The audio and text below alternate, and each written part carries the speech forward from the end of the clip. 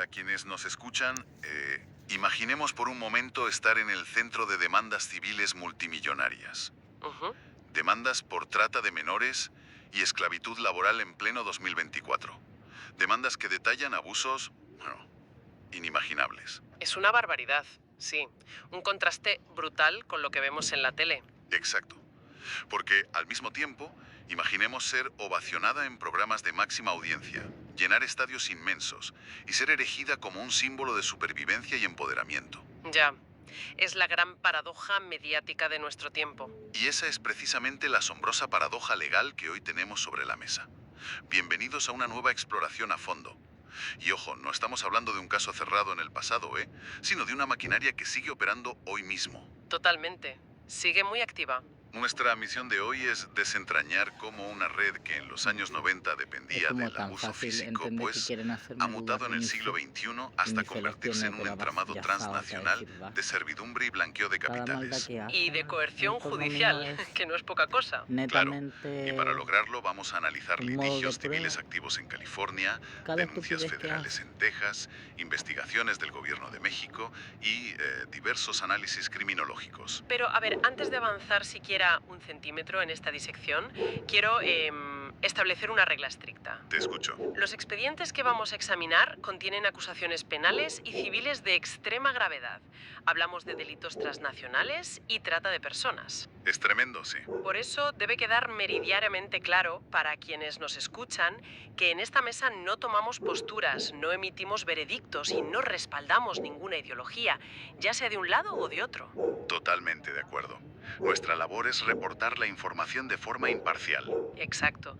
Somos analistas de la evidencia documental y no tomamos partido en disputas legales que continúan en los juzgados. Bueno, pues vamos a desgranar todo esto desde el principio, porque el contraste entre la narrativa pública y la realidad judicial te deja sin palabras. Es que chocan frontalmente. Claro, por un lado tenemos a una figura pública cuyo discurso oficial se basa en haber sido una víctima pasiva, o sea, subyugada casi hipnóticamente por Sergio Andrade. Ujú.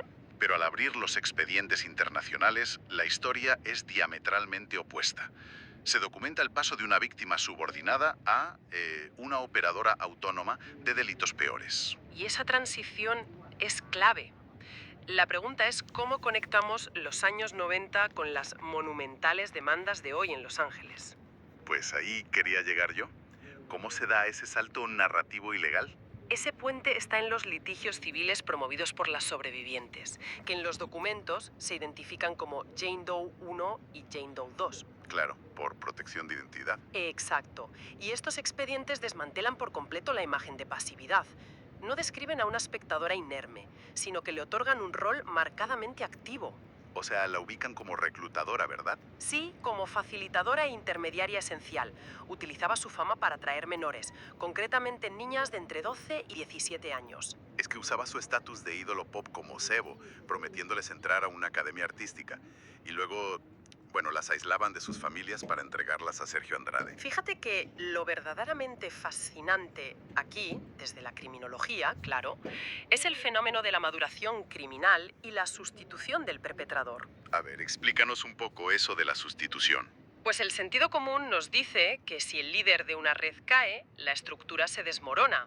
Pero tras su excarcelación en 2004, al dejar a Andrade, no hubo un cese de la actividad delictiva. Ya, o sea que la red no desapareció. Para nada. Evolucionó. Ella operó de forma autónoma y continuó implementando los mismos mecanismos de control, pero adaptándolos a la trata internacional. Su pasado criminal no se cerró, se perfeccionó. Madre mía. Y para comprender de verdad cómo funciona esta operación autónoma, debemos mirar un caso concreto de la década pasada. Ujú. El de María de Jesús Galeana Sánchez. Exactamente. Octubre de 2013. Los documentos relatan que la llevaron de México a Texas con la promesa de un empleo digno como asesora del hogar. Pero la realidad al cruzar la frontera fue otra muy distinta. Totalmente. Al llegar a la casa, la cantante y su esposo le confiscaron el pasaporte y la ponían a trabajar 120 horas a la semana. Es que estamos hablando de más de 17 horas diarias sin interrupción. Es una barbaridad diseñada para extraer trabajo gratuito y maximizar el lucro ilícito. Pero a ver, aquí hay algo que choca de frente. O sea, si esto pasaba en una casa en Texas en 2013, con vecinos alrededor, Te preguntas por qué no pedía ayuda, ¿no? claro, ¿por qué no salía por la puerta y caminaba a la comisaría? No estaba en una mazmorra en la selva. La intuición nos dice que debería huir, pero la ley estadounidense nos muestra el concepto de secuestro administrativo. El secuestro moderno no necesita cadenas ni candados. Hagamos un inciso ahí para no perdernos con la jerga. ¿Qué es exactamente el secuestro administrativo? Pues, según normativas como la Ley para la Protección de Víctimas de Trata, robarle el pasaporte a alguien en un país extranjero equivale a borrar su identidad. O sea, instauras un terror burocrático. Exacto. El miedo constante a la deportación o a represalias contra tu familia es una celda psicológica perfecta. Garantiza la servidumbre sin necesidad de usar la fuerza física. Es escalofriante. Y lo que revela aún más sobre este caso es su negativa constante a hablar con la verdad, a ofrecer explicaciones bajo juramento. Es que nunca quiso enfrentarse a las preguntas sobre Galeana Sancel, nacionales. Bueno, y si hay tantas demandas en curso, la pregunta lógica es, ¿cómo no les han embargado las cuentas para pagar indemnizaciones? Ah, ahí es donde entra la necesidad de una infraestructura financiera gigantesca. Y aquí asoma la figura del esposo, Armando Ismael Gómez Martínez, y una red corporativa increíble en California. Aunque aquí debemos hacer una precisión forense vital, hay que separar la identidad del esposo actual de otros criminales homónimos que andan por ahí. Sí, no hablamos del Delta 1 del cártel en México, ni del político corrupto de Paraguay. Ni del traficante de fentanilo condenado en Texas. Hablamos de su historial real y verificado. ¿Y cuál es ese historial exacto, ciñéndonos a los expedientes? Pues mira, en noviembre del 98 fue detenido en Texas intentando contrabandear $400.000 en efectivo. Luego violó su fianza en 2004 y acabó en una prisión federal en 2005. O sea, un perfil ya complicado. Y las demandas actuales lo señalan como un victimario activo, ¿verdad? Totalmente. Lo acusan de codiseñar el sistema de explotación de Galeana Sánchez y de coordinar toda esta red fiscal actual.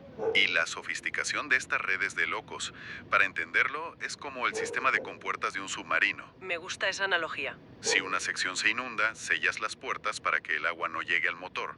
Pues aquí hacen lo mismo con empresas fantasma, como Conexiones Americanas Corporation o Exciso Sociedad Anónima. Y hay un dato perturbador en esos documentos corporativos de Exis. Aparece mencionada María Raquel Portillo operando dentro de esta misma estructura.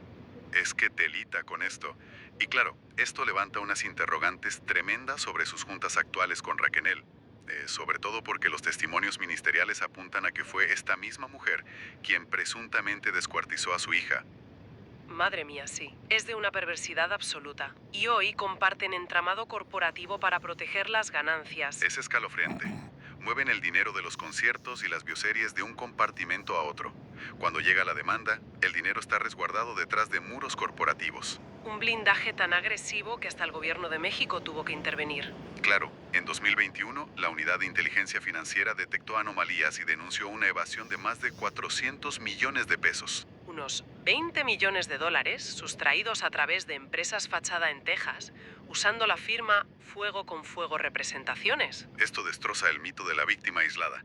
O sea, para mover 20 millones de dólares necesitas un ejército de abogados y contables internacionales. Exacto.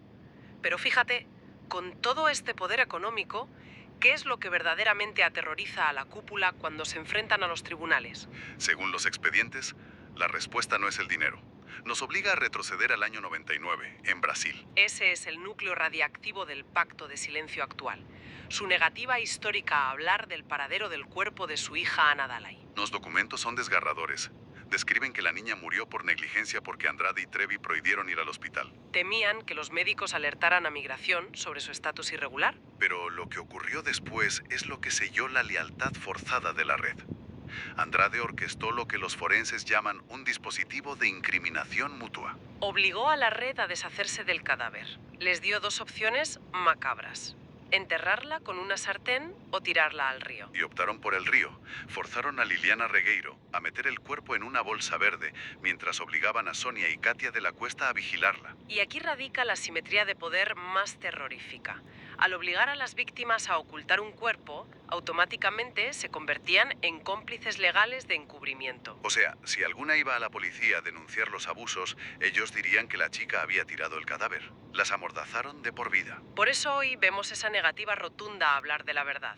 Si hablan de los abusos, tienen que admitir su participación forzada en el ocultamiento de Ana Dalai. Es una frialdad matemática.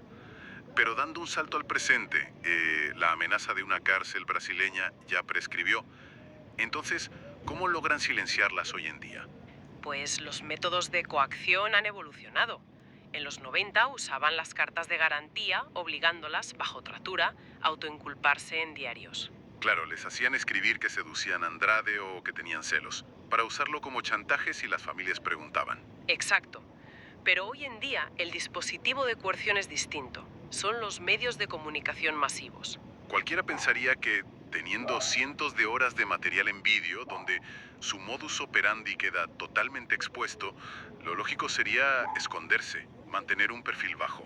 Claro, eso dictaría el sentido común. Pues no, va a los platós de televisión, sabiendo que todo eso está visible y que ella busca mentir de nuevo en los juicios. O sea, ¿por qué exponerse así? Porque los analistas señalan que no usa las entrevistas para defenderse legalmente. Usa las cámaras como una sala de mando para enviar directrices a sus seguidores. Es decir, llora en televisión, se victimiza, habla de perdón espiritual y con eso lanza una orden de ataque a millones de fans. Exactamente. Las abogadas en California confirman que sus clientas viven aterradas por el doxing. Y para quien no esté familiarizado, el doxing es investigar y publicar datos privados en Internet, como tu casa, tu trabajo o el colegio de tus hijos, para incitar al acoso. Ese es el terror moderno. Temen sufrir agresiones físicas instigadas por una turba digital enfurecida. Y la censura llega hasta las instituciones, fíjate. Ah, sí, el caso del libro de Carla de la Cuesta. Usaron al Instituto Mexicano de la Propiedad Industrial para prohibir preventivamente el libro Todo a la Luz. Una censura previa diseñada específicamente para que la sociedad no pueda leer las transcripciones reales de los expedientes penales. Es decir, que los golpes y los candados en los hoteles de los años 90 han evolucionado hasta convertirse en terrorismo legal y acoso digital a plena luz del día. Como analistas forenses, el diagnóstico Tomando es claro. aire un rato. El aislamiento físico se sustituyó por blindaje corporativo y las cadenas por la retención de pasaportes. Y su impunidad se sostiene negando constantemente las pruebas del pasado, como el paradero de Ana Dalai o el caso de Galeana Sánchez, y usando el linchamiento digital para amordazar al sistema judicial. Es una evolución escalofriante de la explotación humana en pleno siglo XXI. Recapitulemos todo esto porque es fundamental. Lo que los expedientes demuestran es que hoy la trata no se esconde en callejones oscuros. Se esconde detrás de estructuras fiscales y campañas de relaciones públicas. Mami, Y detrás del fanatismo ¿qué ciego estoy de las hablando? audiencias, lamentablemente. Y esto nos deja con una pregunta ¿Qué? muy profunda para reflexionar, construida a partir de toda esta exploración documental. A ver, te escucho. Si el arma más poderosa de un perpetrador moderno ya no es la fuerza bruta, sino poseer un equipo legal multimillonario y legiones de fans dispuestos a destruir vidas a través de una pantalla. Ya, es un panorama desolador. Exacto. ¿Está nuestro sistema de justicia tradicional preparado para proteger a las víctimas cuando el presunto victimario es Qué un bonita ídolo tu de espalda, masas mami, la tenés comercialmente intocable? chiquitita. Es un dilema tremendo. El peso de la fama contra el peso de la ley. Pues ahí dejamos esa reflexión para quienes nos escuchan hoy. Muchas gracias por acompañarnos en esta exploración a fondo.